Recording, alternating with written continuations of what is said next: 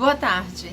Quem está falando é Mari Rossi, aqui com a Kingdom Life Church. Eu quero te convidar para assistir esse vídeo que vai vir em seguida, que fala sobre enfrentando gigantes na sua vida. É uma ministração muito boa, muito interessante para nós, que aplica para nossas vidas de hoje, que está em 1 Samuel 17. E eu queria também dividir com vocês e estender esse convite para vocês não ficarem só assistindo o sermão pelo YouTube, mas também vir nos visitar. Venha ver pessoalmente como que é a Kingdom Life Church, porque tem muitas coisas que acontecem na nossa igreja que a gente não coloca no canal do YouTube. Esse domingo passado, por exemplo, nós oramos, como igreja, pela vida de algumas pessoas que estavam necessitadas de oração. Nós damos orações como prioridade na nossa igreja. Então, se alguém entra pelas portas e está precisando de oração, nós vamos orar pela sua vida, nós vamos colocar a mão, nós vamos orar, e como a Bíblia nos manda. E esse domingo passado agora nós tivemos uma pessoa especialmente que precisava muito de oração, de cura espiritual, e foi assim tremendo o que Deus fez. E isso a gente não posta, claro, no YouTube, porque isso é o que acontece ali, para quem está pessoalmente na igreja para ver. Então eu quero convidar você para não ficar só do outro lado da tela, mas também para vir e nos conhecer pessoalmente. Entra aí no nosso site, é www.kingdomlifechurch.com, que vai ter o nosso endereço, tudo direitinho. Então te aguardo aí e não esqueça de assistir a ministração que vai vir em seguida. Que Deus abençoe. Como enfrentar os gigantes das nossas vidas? Porque todo mundo tem um, né? Amém, Mary? Amém. Todo mundo tem um gigante. O problema é que às vezes ele é a gente mesmo, né? Mas todo mundo tem um. Todo mundo achou? Amém? 1 Samuel 17, a gente vai ler do 4 até o 7 somente. Que diz assim: um guerreiro chamado Golias, que era de Gate, veio do acampamento filisteu, tinha 2,90 metros de altura. Se eu não me engano, alguma versão fala 3 metros. E a minha fala 2,90 metros de altura. 6 côvados. Sim, que alguém já traduziu como 3 metros. Então, mas enfim, eu estou lendo aqui como que está na minha versão. Ele usava um capacete de bronze e vestia uma couraça de escama de bronze que pesava 60 quilos. Nas pernas usava caneleiras de bronze e tinha um dardo de bronze pendurado nas costas. A haste de sua lança era parecida com uma lançadeira de tecelão e sua ponta de ferro pesava 7 quilos e 200 gramas. Seu escudeiro ia à frente dele. Só até aqui, depois a gente vai retornar ao texto.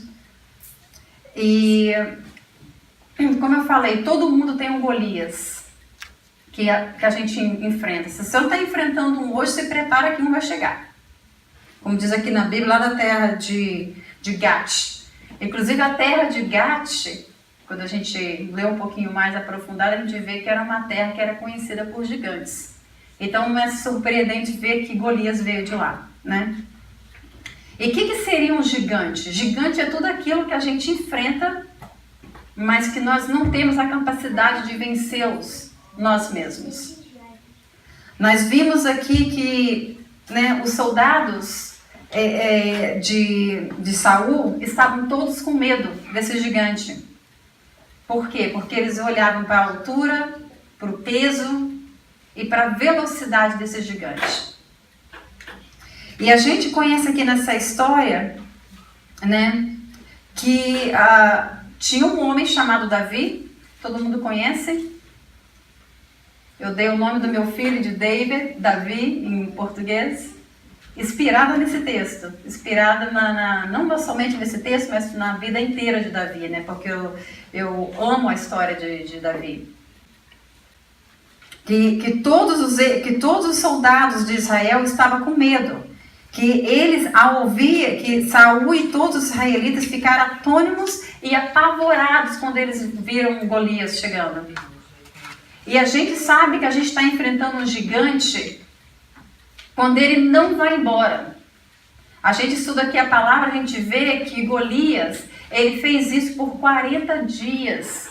2 vezes por dia, de manhã e de tarde. Ou seja, 80 vezes. 80 vezes Golias veio e ameaçou o povo de Israel. E o que ele queria fazer na realidade, o que ele estava pedindo para fazer, era que um dos soldados de Israel viesse para lutar com ele. Somente um. Pega aí o seu homem, vamos lutar, e quem vencer, vence toda a guerra. Porque naquela época, era assim, uma parte escolhia o seu melhor soldado para lutar com o melhor soldado do outro lado, e quem ganhava aquela batalha ali, se um lado ganhasse, todo os soldados, no caso, todo o grupo ganhava. Mas se um perdesse, isso também quer dizer que todo mundo perdeu a guerra. E quando a gente pensa lá em Adão e Eva, foi bem assim mesmo, né? Adão entrou no pecado e o que aconteceu? Todos nós pecamos. Aí Jesus Cristo veio depois, ele morreu na cruz, e por causa do sangue derramado na cruz, todos nós fomos redimidos por causa dele. Então, se eu e você vencemos a batalha contra o diabo, não foi porque a gente fez alguma coisa, foi porque Jesus fez. Ele venceu. E porque ele venceu, como líder, nosso líder, todos nós agora temos vidas eternas diante do Pai. Por causa dele, não por causa de mim e você. Amém? Amém. Então, voltando aqui ao texto, a gente sabe que todos os israelitas estavam com medo daquele Golias, né? E durante 40 dias, esse Golias ficava voltando, todos os israelitas ficavam ali na posição de guerra, mas ninguém tinha coragem de chegar e enfrentá-lo. Ninguém. Até quando chegou Davi. Então, engraçado que quando você serve a um rei, nesse caso aqui Saul, que ele era o rei da época, a Bíblia fala em outro texto que quando Saul foi ungido para ser rei, quando ele ficava de pé, o ombro e a cabeça dele ficava acima de todo mundo. Gente, esse homem era alto? Muito alto. Eu até brinco de dizer assim que ele seria um sonho de qualquer técnico de basquetebol. Imagine bem, um homem alto desse numa quadra de basquetebol. Ninguém ia ganhar. Então, quando você vê um líder como Saul, um homem mais alto de Israel, porque ele era o mais alto de Israel, ficar com medo de alguém, você acha que alguém vai lutar? Não, ninguém. Todo mundo recuou. Se Saul, que é desse tamanho, está com medo do Golias, quem sou eu para lutar? Então o pessoal começou a correr, ficava correndo e ninguém tinha coragem. E Davi estava lá, Davi, né, filho mais novo de Jessé, mais novo dos 8 filhos. Ele tinha um irmão que era o mais velho, que era Eliabe, mas ele era o mais novo. E Davi já tinha passado por várias lutas, ele já tinha enfrentado vários gigantes, entre eles um leão e um urso. Todo mundo sabe da história de Davi por causa do leão e do urso, e depois derrotou o gigante. E Davi, ele estava lá cuidando do trabalho dele, até que o pai dele chegou para ele e falou: olha, vai lá no campo, leva essa comida para os seus irmãos e me traz notícia de como eles estão, porque eu quero saber como é que tá indo a guerra, como é que eles estão bem, e me traz notícias. O que eu acho engraçado aqui é que no verso 20, diz aqui que Davi deixou o rebanho com o outro pastor. Quando a gente lê isso, e você começa a pensar um pouquinho mais, Davi, ele era pastor de ovelhas, como todo mundo sabe. Ele tocava a harpa. Se você ler Samuel 16, você vai ver que ele prestava serviço para Saul tocando a harpa, para Saul dormir. É porque era a única coisa que trazia paz na vida de Saul, era aquela harpa que o Davi tocava. E eu não acho que tinha nada de especial com a harpa. O que tinha em Davi era a unção de Deus sobre ele. E aquela unção trazia conforto a Saul, porque Deus já tinha abandonado Saul. né, porque ele desobedeceu a Deus. E todo mundo sabe dessa história também, que está em 1 Samuel 15. Se eu não me engano, está em 1 Samuel 15. Isso mesmo. Então, Deus já tinha abandonado Saul. Saul agora precisava de Davi para tocar harpa para ele, para poder achar paz, por causa da unção de Deus que estava sobre Davi. E agora Davi está indo lá para aquele campo de batalha para levar comida para os irmãos, a princípio. Mas ele teve o cuidado de deixar um pastor tomando conta de que Deus já tinha dado para ele, ou seja, o ministério dele. Ele tinha algo que Deus estava fazendo na vida dele lá naquelas ovelhas. E por mais pequeno que seja, e por mais que não trouxe nenhum tipo de reconhecimento para Davi, ele fez com todo amor. Né, André? Com todo amor, com toda dedicação. No entanto, quando ele saiu, ele fez questão de colocar uma pessoa para cuidar daquelas ovelhas. Ele não abandonou as ovelhas dele, ele deixou um pastor para cuidar das ovelhas dele. Ou seja, ele teve certeza que o ministério dele estava bem antes dele sair. E daí ele foi levar comida lá para os irmãos dele. E quando ele chegou lá no campo, ele tinha uma missão. Qual era a missão de Davi? Era levar a comida para os irmãos dele. E levar uns queijos também lá para os líderes de comandante, que o pai tinha mandado. Então o que ele fez? Ele obedeceu o pai dele. Ele obedeceu primeiro. Ele chegou, fala aqui no verso 22, que Davi deixou o que havia trazido com o responsável pelos suprimentos, e daí ele correu para a linha de batalha. Ele não chegou lá e não fez o que o pai dele tinha mandado ele fazer, ou seja, teve cuidado, ele cuidou do que Deus já tinha dado para ele, teve obediência, ele obedeceu o pai dele no que ele deveria fazer, e daí ele foi para o campo de batalha. Quando chegou lá no campo de batalha, ele percebeu que todos os israelitas estavam morrendo de medo desse tal de gigante chamado Golias. E aqui para nós, gente, Golias tinha mais ou menos quase 3 metros de altura. Ele carregava uma média de 80 quilos só de armadura no corpo dele. Se você chega para uma pessoa, se você aparecer uma pessoa aqui agora na sua frente com 3 metros de altura, carregando 80 quilos de armadura no corpo, eu acho que todo mundo vai olhar e todo mundo vai ficar com medo. Então, a gente tem que entender que os israelitas estavam com medo de uma coisa real, não era surreal. O homem realmente era de dar medo. Só que quando Davi chegou e olhou, Davi só olhou para uma coisa. Ele não olhou para a altura, ele não olhou para o peso, ele não olhou para a velocidade daquele gigante. O que ele olhou foi para, está falando aqui no versículo 26, ele olhou para a incircuncisão de Davi. A gente não vai entrar nesse detalhe agora, porque isso é outra pregação, mas naquela época, incircuncisão significava que você é filho de Deus. Significava que o poder de Deus, que a unção, o Espírito Santo estava sobre você, ou seja, você é um dos escolhidos de Deus. E quando Davi chegou e olhou para aquele gigante, ele olhou e falou, incircunciso. Todo mundo olhando para o tamanho e ele olhando para a espiritualidade de Golias, que não tinha nenhuma. Pelo contrário, ele insultou o Deus vivo. Então, engraçado que a batalha que Davi estava lutando ali não era só com Golias. Isso já vinha do passado também, porque a gente aprende aqui, o texto não fala isso, mas quando a gente fala em português, para quem sabe ler um pinga-letra, né, Anselmo? A gente consegue decifrar as coisas. Está falando aqui no versículo 28 que quando Ilabe, que por sinal era outro gigante na vida de David, Ilabe era o irmão mais velho de David.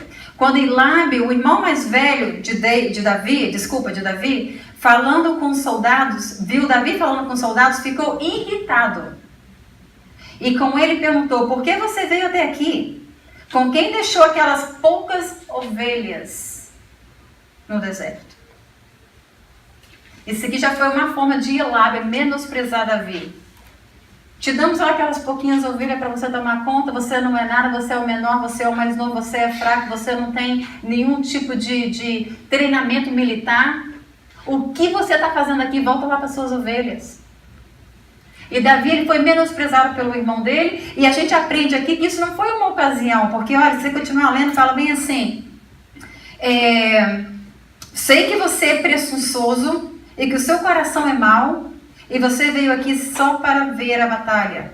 Daí Davi respondeu. Agora a gente vê que isso aqui é um problema antigo. O que fiz agora?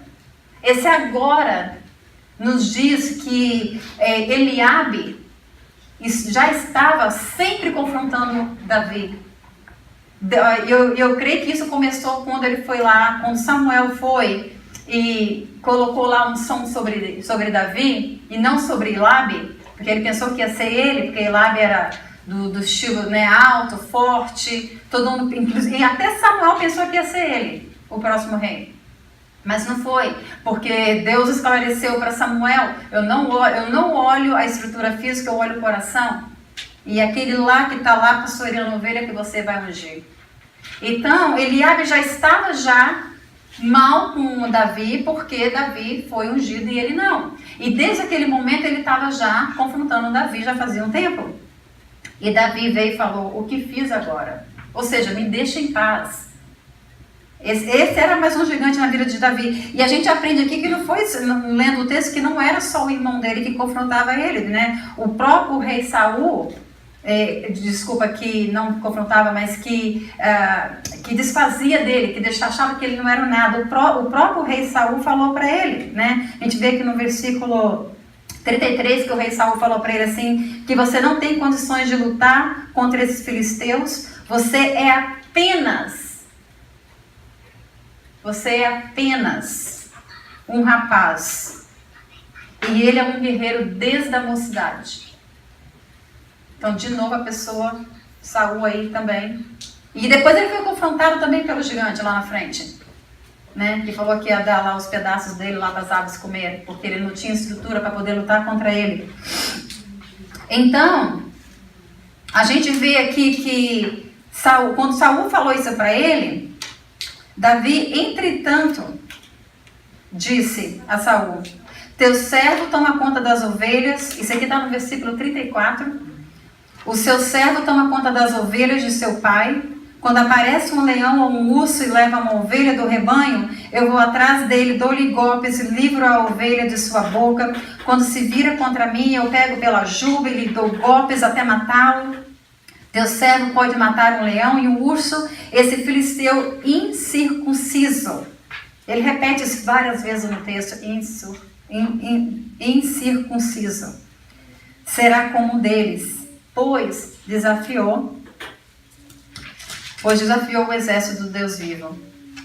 Aí ele continua, o Senhor que me livrou das garras do leão e das garras do urso, me livrará também das mãos desse filisteu. Aí diante disso, o que Saul faz? Vá e que o Senhor esteja com você.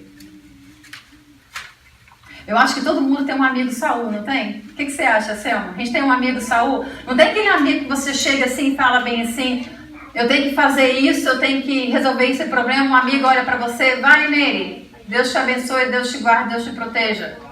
Boa sorte, Deus te abençoe. E Saul estava tão determinado, porque Saul sabia que Deus não estava mais com ele. Então ele virou para Davi e falou, vá e que Deus esteja com você, porque ele não está mais comigo. Ele já me largou faz tempo. Então a gente, né, Saul colocando lá, tá, você vai, eu vou ficar aqui orando, Deus te abençoe, eu oro pela sua vida, mas você enfrenta o gigante sozinho. E ainda vestiu Davi com a sua própria túnica. E colocou uma armadura e lhe pôs um capacete, está lá no versículo 28, de bronze na cabeça de Davi. Só que o problema, gente, é que aquela armadura não era de Davi. Lembra do tamanho de Saul? Acho que a armadura de Saul não vai caber no Davi. Aquela armadura não era de Davi. Aplicação para a nossa vida, em cima dessa palavra aqui.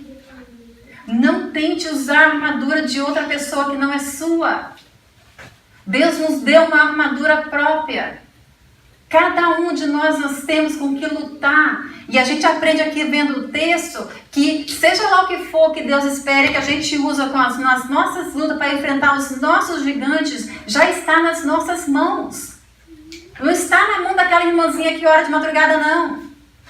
Que a gente tem mania de quando passa por situações, a gente liga para Deus e o mundo pedindo oração, mas a gente não entra na brecha. A gente tem que entrar na brecha.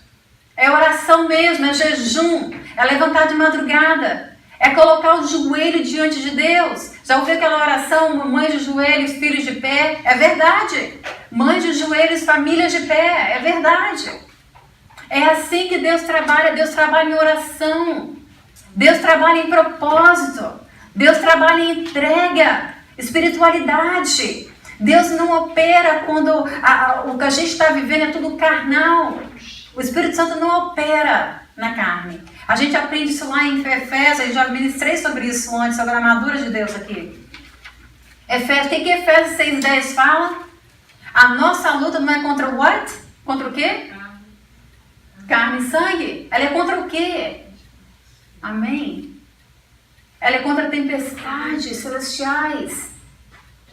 A luta dos israelitas, mas eles não entenderam. A luta deles não era contra Golias.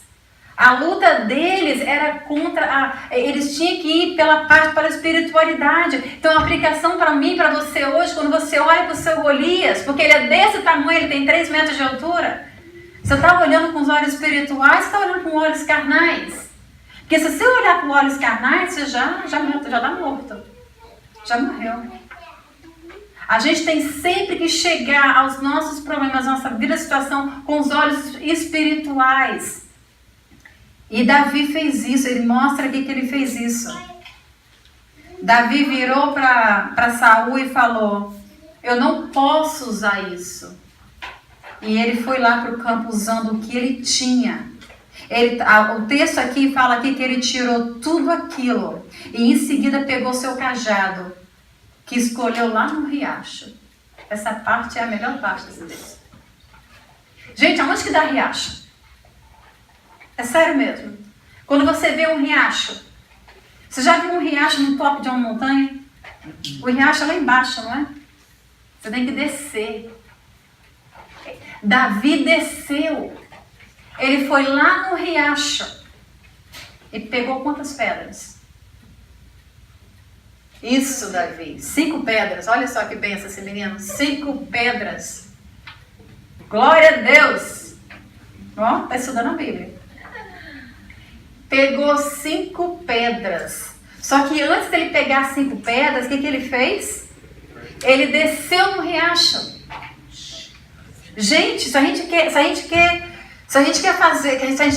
ser vitoriosos nas nossas vidas, nós temos que descer mesmo. Descer aos pés de Deus. Descer no nosso orgulho. Nós temos que descer. Porque é só assim que você vai achar as 5 pedras. E outra coisa, não foi qualquer pedra que ele pegou, não. Ele pegou 5 pedras lisas. Deixa eu falar o nome certo aqui, cajado, né? Cajado, ou alforge. Vamos usar o alforge, que era o de pastor. O alforge naquela época era feito de couro. Talvez até hoje é feito de couro, não sei, mas naquela época era feito de couro. Então, se Davi descesse no riacho e pegasse 5 pedras que não eram lisas, a pedra ia ser o quê se ela não é lisa? Ela é pontiaguda. Então, quando ele colocasse numa forja, aquela pedra que não era lisa ia começar com o tempo no seu ministério, no meu, ia começar a dar furo. A pedra lisa não fura nada. Davi já se foi e a palavra dele está aqui. E nós continuamos aprendendo. Sabe por causa de quê? Porque ele usou pedra lisa. Tem muita gente que começa ministério e fica usando pedra de ponta aguda no ministério. O que acontece? Funciona por um tempo. Mas aí depois começa a dar buraco na forja. E quando tem buraco tem o quê? Tem vazamento? Amém? Amém. E se tem vazamento, não tem bênção. Verdade. Então, Davi, esses detalhes é muito importante para a gente entender o contexto dessa história, porque a gente pode ler muito rápido e ficar só fixado no Golias, que caiu com a cara no chão e morreu, e Davi foi lá, não vou falar o que é, porque tem criança. Amém? Mas a gente tem que se focar. Davi, ele desceu no riacho, ele pegou 5 pedras lisas, porque no riacho, né, a pedra está na água, a água bate, e a água bate, a pedra vai alisando, a água bate, a pedra vai alisando. Era águas correntes, porque não existe água parada em riacho. É águas correntes. E aonde Deus trabalha e opera? Em águas correntes. Porque Deus, o Espírito Santo, não trabalha em águas paradas. Nós não servimos um Deus de água parada, nós servimos um Deus de águas vivas, de águas correntes. Amém? Amém. Amém. Então, voltando aqui ao texto, ele, com a sua tiradeira na mão, gente, outro ponto importante. Vamos ler de novo? Com a sua tiradeira na mão. Repete comigo, sério mesmo, repete comigo. Com a sua tiradeira na mão. Tiradeira na mão. Com a Gente, sua o que- tiradeira na mão. Amém, Davi. O que Deus quer que você usa na sua batalha já está nas suas mãos. O que Deus quer. Davi, ele não teve que buscar o que Deus já tinha dado para ele. E ele tinha muita habilidade com o que ele tinha. Muita habilidade. Então ele não teve que ir buscar, não. Davi, da próxima vez eu vou te chamar para me ajudar, porque você é uma benção. Ô, glória. Você é uma benção. Amém. Mas enfim, ele já tinha nas mãos dele a arma que ele precisava para vencer aquela batalha e salvar todo o povo de Israel. Gente, para de buscar o que você já tem na sua mão, na mão dos outros. Amém? Deus nos capacitou. Ele nos deu tudo o que a gente precisa. Só que tem que descer no riacho. Você vai descer no riacho? Você vai procurar a pedra lisa ou você vai pegar uma pedra pontiaguda?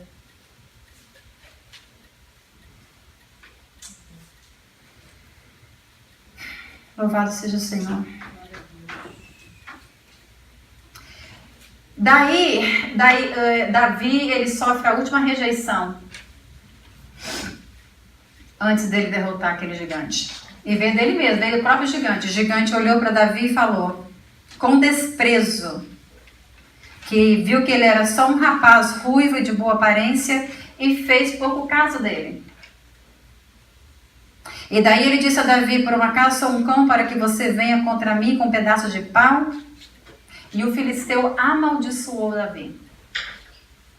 E invocou os deuses dele. Daí, o que Davi fez? Quando ele ouviu isso do gigante, ele disse ao filisteu, você vem contra mim com espada, com lança, com dardos, mas eu vou contra você em nome do Senhor dos Exércitos, o Deus dos exércitos de Israel, a quem você desafiou, hoje mesmo. Davi, fala assim, hoje mesmo. Hoje mesmo. Amém. Hoje mesmo, você ouviu Davi? Hoje mesmo. Amém. Hoje mesmo. O Senhor entregará nas minhas mãos, e eu o matarei e cortarei a sua cabeça. Hoje mesmo, eu darei os cadáveres do exército dos filisteus às aves do céu, e os animais selvagens de toda a terra saberá que há um Deus em Israel. E todos que estão aqui saberão que não é por espada, nem por lança, que o Senhor concede vitória, pois a batalha é do Senhor, e Ele entregará todos vocês em nossas mãos. O gigante estava de pé ainda quando ele falou isso. Esse homem tinha muita fé, mas sabe por causa que ele tinha fé? Porque ele sabia o Deus que ele servia. Ele sabia que aquele gigante estava indo contra a palavra de Deus. E sabe quem é que estava lutando a batalha de Davi? Não era Davi, era o próprio Deus. E Davi sabia disso. Porque se você olhar na estatura de Davi, um homem pequenininho, sem nenhuma experiência, ele não tinha condições físicas de lutar contra aquele gigante, nenhuma. Mas Davi sabia que ele não estava sozinho. Ele estava preparado para derrotar um gigante bem maior do que ele. E nós estamos preparados para lutar esse gigante com o nosso gigante? Gigante é aquilo que te deixa acordado de noite. Gigante é aquilo quando você levanta, está ali, quando você vai dormir, está lá. Você acorda de madrugada, ele está lá. E o gigante, ele é barulhento, ele grita. Quando ele anda, você consegue ouvir os passos. E fica te atormentando dia e noite, dia e noite. E ele nunca vai embora. Aí a gente pode recuar, como os israelitas fizeram. Ou a gente pode ir enfrentá-los, como Davi fez. Só que antes de nós enfrentarmos nossos gigantes, nós temos que estar preparados espiritualmente para fazer isso. Porque senão não vai ter vitória. Porque a vitória é de quem? A vitória é do Senhor, não é? Sim. Amém? Amém. Então, vamos seguindo aqui porque já está quase acabando. Tirando uma pedra de seu alforje, arremessou com a tiradeira e atingiu o filisteu na testa, de tal modo que ela ficou encravada e ele caiu, dando com o rosto no chão. E assim Davi venceu o filisteu com uma tiradeira e uma pedra. Gente, quantas pedras mesmo Davi pegou no riacho? 5. Obrigada, João. Quantas pedras ele usou? Uma. Obrigada, Davi. Uma pedra. Mas ele tinha 5. Você não vai precisar de usar todas as suas armas para derrotar um gigante, gente. É só um. É só uma. Porque Davi teve que enfrentar outros gigantes depois que ele se tornou rei. Mas nesse momento ele teve que usar uma. Não atire todas, é uma. Porque Deus pode te dar vitória em uma. Amém? Amém. E Davi pôs o pé sobre ele e desembainhando a espada do filisteu acabou de... Vamos usar uma outra palavra aqui, destruí-la. A espada do filisteu acabou de matá-lo. Ok, não vou falar essa parte que tem criança aqui, desculpa. Quando os filisteus viram que o seu guerreiro estava morto, recuaram e fugiram. O versículo 51, se vocês quiserem ler, que eu não queria falar todas as palavras aqui por causa das crianças. Recuaram e fugiram. Então os homens de Israel e de Judá deram grito de guerra e perseguiram os filisteus até a entrada de Gate e até as portas de Ecrom. E ficaram corpos para tudo quanto é lugar. A gente não precisa ler o resto para saber o que aconteceu. Exatamente o que Davi falou que ia acontecer, aconteceu. Porque ele sabia com quem ele estava, quem estava com ele. E é engraçado que Davi levou a cabeça do gigante para Israel, mas ele deixou a espada do gigante dentro da tenda dele. Não tem aquele momento que a gente tem que lembrar, trazer a memória que Deus tem feito nas nossas vidas, porque a gente fica tão desanimado, a gente fica tão sem esperança, que a gente precisa de algo para olhar e falar, Deus me livrou dele. Deus me tirou dessa situação. E Davi fez isso, ele colocou a espada do gigante, que foi a representação de que ele realmente, concluiu todo o processo ali com o gigante. Ele colocou dentro da tenda dele, porque eu creio, o texto não fala isso, mas eu creio que Davi estava querendo olhar para aquela espada todo dia e lembrar quem ele serve, quem estava com ele quando ele venceu aquele gigante, porque ele sabia que não era ele. Era Deus. Amém? Então, quando a gente for lutar nossas batalhas, porque se você não está em uma, se prepara que você vai entrar em uma. Eu costumo dizer, se você é crente e não tem nada acontecendo na sua vida, toma cuidado. É verdade. Toma cuidado, porque... Toma cuidado, porque o diabo ele só não mexe com quem não dá trabalho. Se você não está dando trabalho... Amém? Todos os discípulos, todos os homens de Deus enfrentaram batalhas. E nós não vamos ser diferentes. As minhas batalhas é praticamente todos os dias. Um dia que eu tenho um dia assim que nada está acontecendo, eu fico, gente, que isso? Eu começo a duvidar. Aí daqui a pouco acontece. Aí eu, ok. Agora eu estou em casa. Mais uma luta para lutar. E é muito fácil a gente se distrair, a gente olhar para aquele gigante. O gigante, né, Érica, da língua que a gente não consegue entender. O gigante do filho indo para a escola, né, Mary, que deixa a gente doida para os deveres de casa.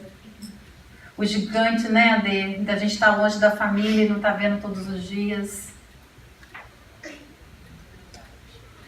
Amém. Todos nós temos um. Eu vou ler aqui o finalzinho que fala assim...